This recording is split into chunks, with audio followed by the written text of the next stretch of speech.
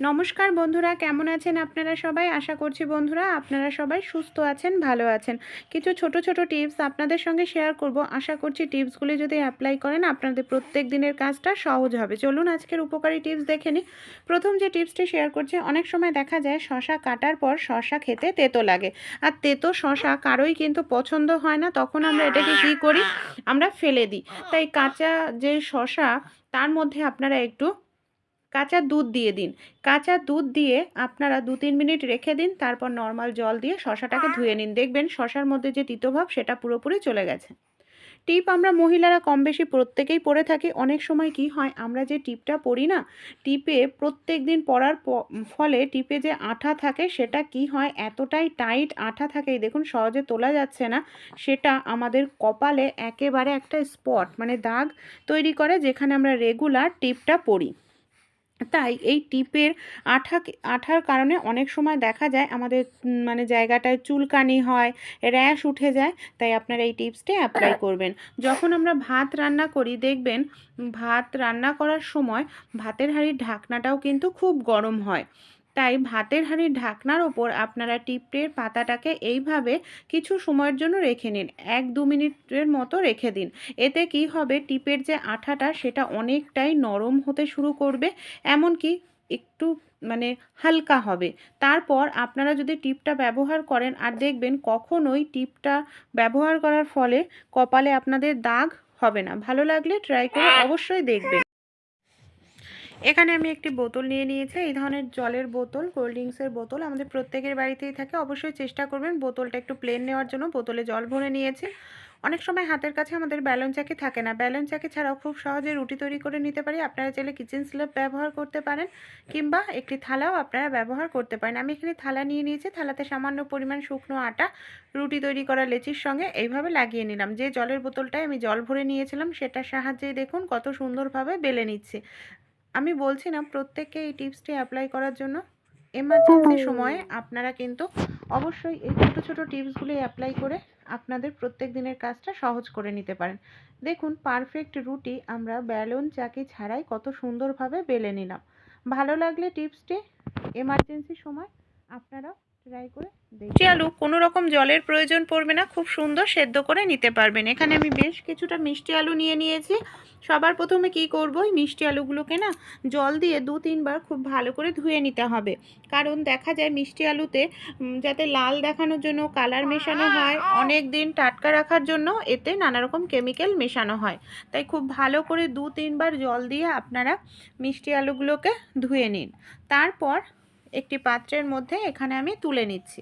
এখানে কোনো রকম জল দিয়ে কিন্তু সেদ্ধ করব না। প্রেশার কুকারে খুব সুন্দর নরম হয়ে সেদ্ধ হবে, আর খেতেও কিন্তু খুব সুস্বাদু হবে। মিষ্টি আলুগুলোকে ধোয়া হয়ে গেছে, সাইডে আমি রেখে দিচ্ছি। এবার একটি পাত্রের মধ্যে সামান্য জল নিয়ে নিয়েছি। একটি পরিষ্কার কাপড় এই জলের মধ্যে ডুবিয়ে নেব। এখানে আমি নিয়ে নিয়েছি প্রেশার কুকার। আমাদের প্রত্যেকের বাড়িতেই কম বেশি প্রেশার কুকার থাকে। প্রেশার কুকারের নিচে আমি একটু নিয়ে নিচ্ছি ঘি। আপনারা চাইলে এখানে সাদা তেলেরও ব্যবহার করতে পারেন। ঘিটা আমি তলায় দিয়ে খুব ভালো করে হাতের সাহায্যে এইভাবে লাগিয়ে দেব। ঘি দিলে সেন্টটা খুব ভালো হয়, খেতেও ভালো লাগে। আপনারা চাইলে নর্মাল সাদা তেলও 1 চামচ দিয়ে ভালো করে এইভাবে লাগিয়ে নিতে পারেন। তারপর যে ধুয়ে রাখা মিষ্টি আলুগুলোকে নিয়ে নিচ্ছি। মিষ্টি আলুগুলোকে একটি একটি করে এইভাবে আমাদের পুরো প্রেশার কুকারের নিচে এইভাবে ছড়িয়ে দিতে হবে। ভালো করে আমি ছড়িয়ে দিলাম। এবার যে কাপড়টা আমি জল দিয়ে ভিজিয়ে রেখেছিলাম, সেই কাপড়টাকে একেবারে জলটাকে আমাদের নিংড়ে নিতে হবে, যাতে এক ফোঁটাও জল না থাকে কাপড়ের মধ্যে। এই কাপড়টিকে এবার কি করব, প্রেশার কুকারের মধ্যে মিষ্টি আলুর ওপরে আমাদের দিতে হবে। খুব সুন্দর করে মিষ্টি আলুগুলোকে আমাদের এখানে ঢেকে দিতে হবে। এইভাবে দেখুন ঢেকে দিয়ে দিচ্ছি। কোনো রকম আমি কিন্তু জল ব্যবহার করছি না, শুধু কাপড়টা হালকা একটু জল দিয়ে ভিজিয়ে রেখেছিলাম, তো এক্সট্রা জলটা নিংড়ে ফেলে দিয়েছি। গ্যাসটাকে আমি অন করে নিয়েছি। গ্যাসটাকে একেবারে কিন্তু লো ফ্লেমে দিতে হবে, মানে গ্যাসের ফ্লেম লো রাখতে হবে। আর একটি সিটি আসা পর্যন্ত আমাদের এখানে অপেক্ষা করতে হবে। যখন একটি সিটি চলে আসবে সঙ্গে সঙ্গেই আমরা কি করব, গ্যাসটাকে বন্ধ করে দেব, অপেক্ষা করব ঢাকনাটা খোলার জন্য। দেখুন ঠান্ডা হয়ে গেছে, ঢাকনাটা খুলে আমি আপনাদের দেখাবো। এই দেখুন কত সুন্দর মিষ্টি আলুগুলো সেদ্ধ হয়েছে দেখতে পাচ্ছেন, একদম ফেটে গেছে আর খোসা খুব সুন্দরভাবেই ছাড়ানো যায়। সবগুলো মিষ্টি আলু এবার আমি বের করে নিচ্ছি আর একটি পাত্রের মধ্যে মিষ্টি আলুগুলোকে এবার আমি তুলে নিচ্ছি। তারপর আমি আপনাদের খোসা ছাড়িয়ে দেখাবো যে কত সুন্দর মিষ্টি আলুটা সেদ্ধ হয়েছে ভেতরটা, আর খোসাও কত সুন্দরভাবে ছাড়ানো যাচ্ছে।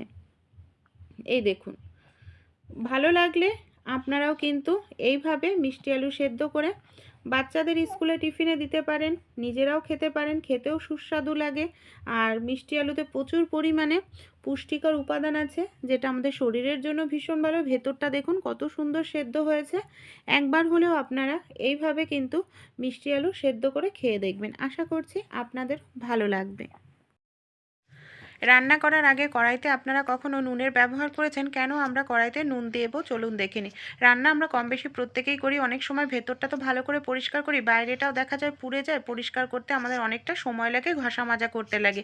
তাই রান্না করার আগে আপনারা এই ছোট্ট কাজটি করুন, দেখবেন আপনাদের আর কখনোই কড়াইয়ের তলা পুড়বে না। সামান্য পরিমাণ আগে জল হাত দিয়ে ভিজিয়ে নিয়েছি, 1 চামচ পরিমাণ নুন দিয়ে কড়াইয়ের পেছন দিকটায় খুব ভালো করে আমি এইভাবে নুন লাগিয়ে নিলাম।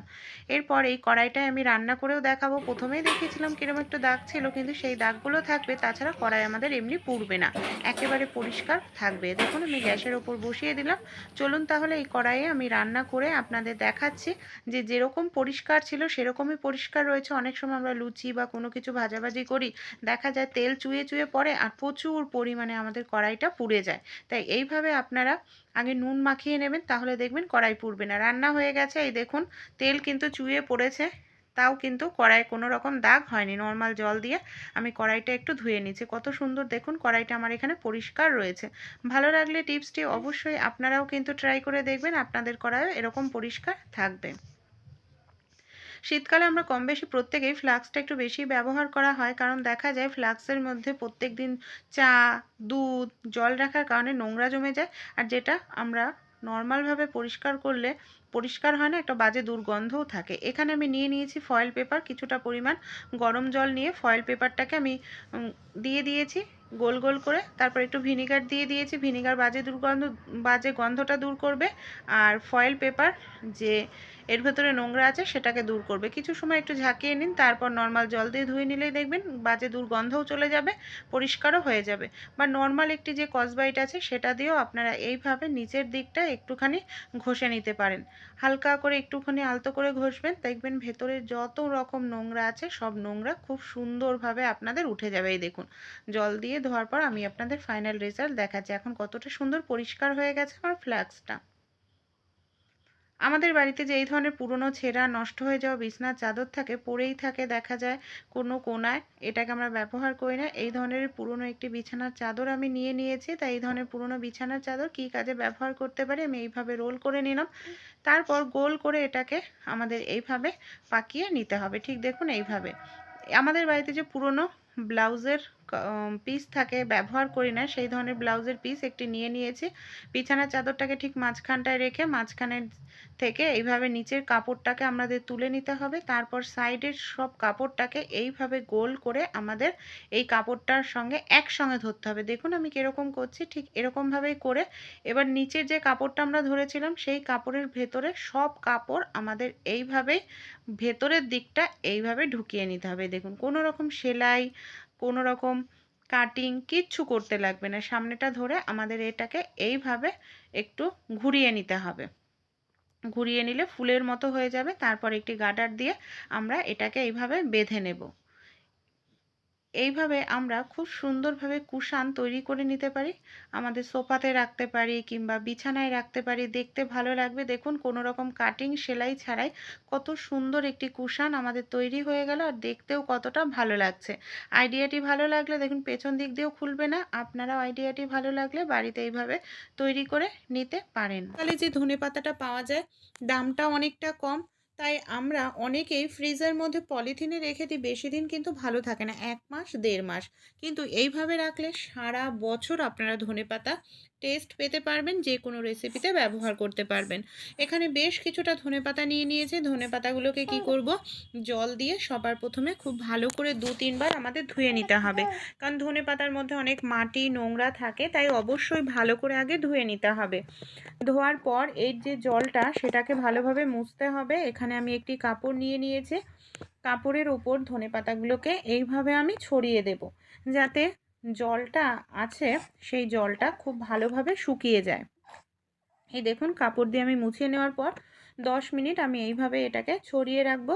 তাহলে এর মধ্যে সামান্য পরিমাণে যদি জল থাকে, সেই জলটাও খুব সহজেই শুকিয়ে যাবে। তারপর যে করতে হবে, ধনেপাতার এই পাতাগুলোকে আমাদের আলাদা করতে হবে আর ডান্ডিগুলোকে আলাদা করতে হবে। ডান্ডিগুলোও ফেলবো না, সেটাকেও আমরা ব্যবহার করব। তাই সবার প্রথমে পাতা আর ডান্ডিগুলোকে আমি এইভাবে আলাদা করে নিচ্ছি। অনেকেই আমরা বাড়ি থাকি না, রোদ্রে দেওয়ার ঝামেলা মনে করি, তাই ধনেপাতার পাউডার করা হয় না। তা 5 মিনিটেই আপনারা করে নিতে পারবেন রোদ্রে দেওয়া ছাড়াই। দেখুন, পাতাগুলোকে আমি আলাদা করে নিয়েছি। এখানে আমি ইন্ডাকশন ওভেনে করছি, আপনারা গ্যাসের ওপর এইভাবে কড়াইটাকে গরম করে নিয়ে পাতাগুলোকে ছড়িয়ে দেবেন। এক জায়গায় জড়ো করবেন না, ছড়িয়ে দেবেন। আর একেবারে লো ফ্লেমে এটাকে করতে হবে 5 মিনিট মতো ড্রাই। এই দেখুন, এইভাবে একটু মাঝে মাঝে নাড়াচাড়া করবেন, তাহলে কি হবে, সব পাশ সমান কালার থাকবে, একদম ডিপ সবুজই থাকবে, কালার চেঞ্জ হবে না। এইভাবে আমি 5 মিনিট মতো খুব ভালো করে এটাকে নাড়াচাড়া করেছি। দেখুন, একেবারে ড্রাই শুকনো হয়ে গেছে। হাত দিয়ে আমরা এবার এইভাবে যদি একটু গুঁড়ো করতে থাকি, একেবারে গুঁড়ো পাউডার হয়ে যাচ্ছে। কালারটাও দেখুন একেবারে কিন্তু সবুজ রয়েছে, কালারও চেঞ্জ হয়নি। আর যেটা আমাদের রোদ্রে দিয়ে করলে যেটা আমাদের 2-3 দিন লেগে যেত, সেটা আমরা 5 মিনিটেই করে নিতে পারলাম। হাতের সাহায্যে এইভাবে আপনারা খুব সুন্দর করে এটাকে গুঁড়ো করে নিতে পারবেন। এই দেখুন কত সুন্দর হয়ে গেছে। এবার আমরা যে ধনেপাতার ডান্ডিগুলোকে রেখে দিয়েছিলাম, সেগুলোকে ছোট টুকরো করে নিয়েছি। একইভাবেই এইভাবে আমি কড়াইয়ের ওপর ডান্ডিগুলোকেও কিন্তু ছড়িয়ে দিচ্ছি। আমাদের ছড়িয়ে দিতে হবে, এক জায়গায় জড়ো করে রাখলে কিন্তু হবে না, তাহলে ঠিকঠাক মতো কোনোটা হয়তো ড্রাই হবে, কোনোটা হবে না। ডান্ডিগুলোকেও একই প্রসেসে নাড়াচাড়া করে লো ফ্লেমে আমি শুকনো করে নিয়েছি। তারপর হাতের সাহায্যে এইভাবে গুঁড়ো করে নিচ্ছি। ফ্রিজে রাখারও কোনো প্রয়োজন নেই, আপনারা কৌটোয় ভরে এটাকে রেখে দিন। হাত দিয়ে এইভাবে ভেঙে নিন, একেবারে গুঁড়ো গুঁড়ো হয়ে যাবে। তারপর কোনো কৌটোয় ভরে সারা বছরের জন্য রেখে দিতে পারবেন। যখনই আপনারা যে রেসিপিতে দিতে চান তাতে ব্যবহার করতে পারবেন। এর গন্ধ, স্বাদ, কালার একই থাকবে। এটা কিন্তু সারা বছর ঘরে থাকলেও নষ্ট হবে না।